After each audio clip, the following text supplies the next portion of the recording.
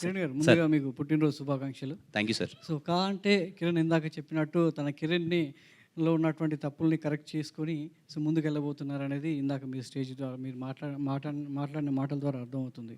అయితే మీ కెరీర్‌లో ఇప్పటిదాకా అందిన కథల్లో ఇందాక మీరు చెప్పినట్లు మీరు చేసే సన్నివేశాల్లో మీరు చూసే హావభావాలు కావచ్చు, తెరలో తప్పులు దొరికినా కూడా అవి కనిపించినా కూడా నేనేదో మేనేజ్ చేసుకుంటూ సినిమాలు చేశాను, ఆ ఫలితాలు నేను అనుభవించాను అన్నారు.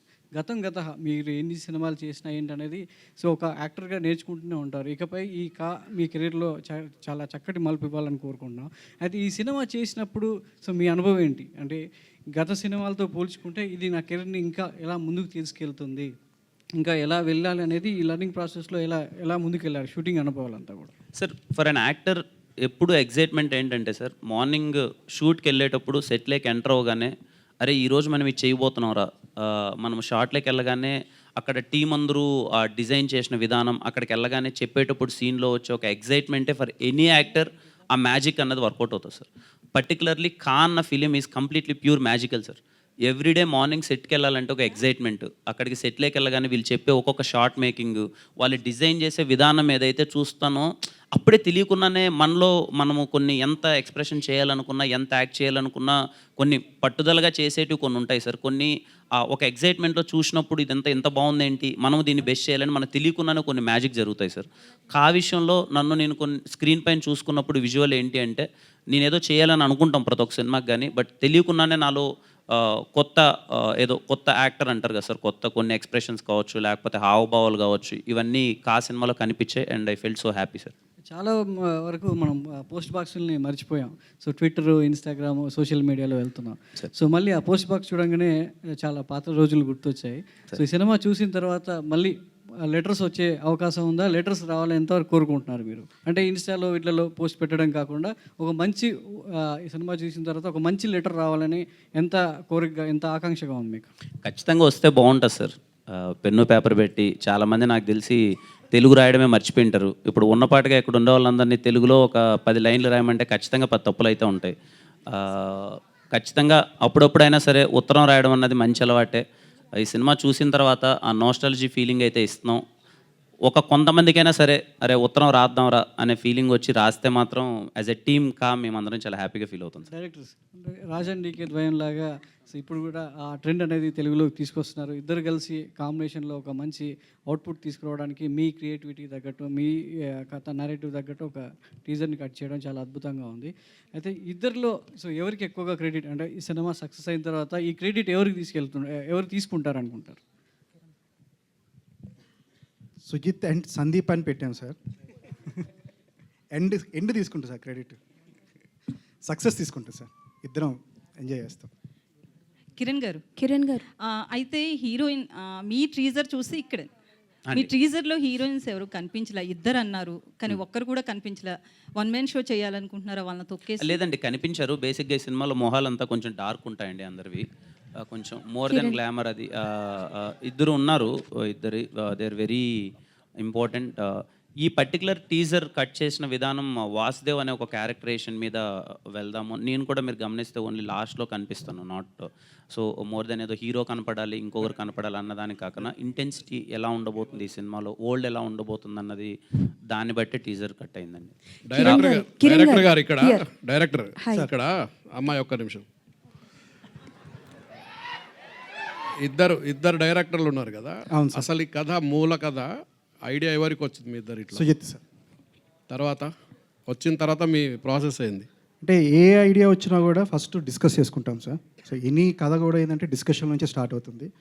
బేస్ ఐడియా అయితే సుజిత్కి స్టార్ట్ అయింది సార్. అక్కడి నుంచి డిస్కస్ చేసుకొని దాన్ని బెటర్మెంట్ చేసుకొని దాంట్లో ఏం యాడ్ చేస్తే బాగుంటుందని చెప్పి కలిసి కూర్చొని చేసుకుని కదా సార్. రైట్. కిరణ్ గారు happy birthday sir. Thank you sir.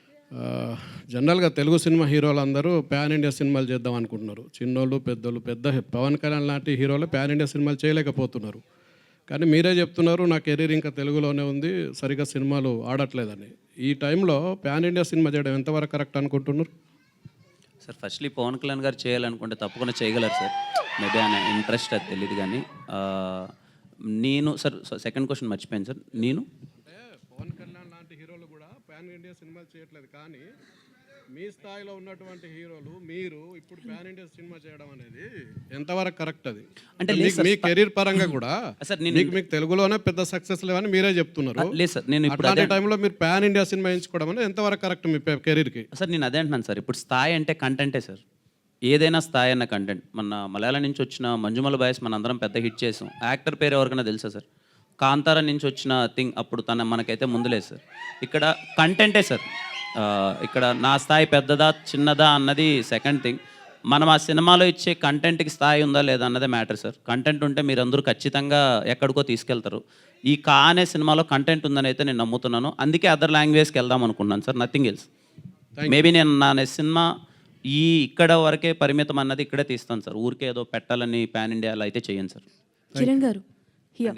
Hi అండి. Hi, happy birthday and I'm Anjali from TFPC. Thank so you. బేసికల్గా అంటే లైక్ లైఫ్లోకి ఒక పార్ట్నర్ వచ్చిన తర్వాత మన ఇండస్ట్రీలో ఏంటంటే చాలా వరకు లక్ మీద ఎక్కువగా డిపెండ్ అవుతూ ఉంటారు. సో రాసియా గారు ఈ లక్ విషయంలో ఎంతవరకు కలిసి వచ్చారు, మీ ఒపీనియన్ ఏంటి? And one more question, so కా అన్న స్టోరీ సెలెక్షన్స్లో ఆవిడ ఇన్వాల్వ్మెంట్ ఎక్కువగా ఉందని వినిపిస్తుంది. సో ఏమైనా సజెషన్స్ ఏమైనా తీసుకున్నారా? ఖచ్చితంగా అండి, తను ఉండడం వల్ల ఎప్పుడు లక్కే. ఫ్రమ్ రాజావారి రాణి గారు, she always been with me, కంటిన్యూస్గా సపోర్ట్ చేస్తున్నారు. కా సినిమా ఇక నుంచి అదే 1-2 అది అయిన తర్వాత నాకన్నా ముఖ్యంగా తను కథలు వింటుంది, కూర్చుంటుంది. కొంచెం టీం అందరం కూర్చొని డిసైడ్ అయ్యేదే వెళ్తున్నాం. కా అనే సినిమాలో తన పాత్ర చాలా ఎక్కువ ఉందండి, దగ్గరుండి అన్నీ చూసుకుని తను. ఓకే, మళ్ళీ రాజా గారు రాణి గారిని కలిసి ఆన్ స్క్రీన్ మేము చూడగలమా మళ్ళీ నెక్స్ట్ ప్రాజెక్ట్ ఎప్పుడు? ఒకటైతే తనతో మళ్ళీ చేస్తానని ప్రామిస్ చేశాను, చూడాలండి ఎప్పుడు. ఒకవేళ వీలు కుదిరితే మంచి కథ. ప్రామిస్ చేశారు కాబట్టా లేకపోతే కంటిన్యూస్గా చేస్తారు? లేదండి, ప్రామిస్ చేసాను కాబట్టి చేసేసామని ఇప్పటికి. బట్ కథ ఏదైతే మళ్ళీ మీ ఇద్దరం ఒక దాంట్లో కనిపిస్తే ఏ కథకైతే బాగుంటుంది అనుకుంటేనే చేస్తామండి. బట్ ఐ హోప్ ఒక సినిమా అయితే మళ్ళీ చేయాలనుకుంటున్నాం, చూడాలండి. డైరెక్టర్ సుజిత్ గారు, హాయ్. హాయ్. హాయ్. సో కా టైటిల్ మీరు ఈజిప్షియన్ వర్డ్ కా నుంచి తీసుకున్నారా? Is it related to that? Not exactly అండి, not exactly from Egyptian word అండి. అది కూడా ఏదో స్పిరిట్ సంథింగ్ ఉంది డెఫినేషన్ దానికి, అదేమన్నా రిలేటెడా అని? లేదండి, ఈ కా అనేది న్యాచురల్గా కథ నుంచి పుట్టిన టైటిల్ అండి.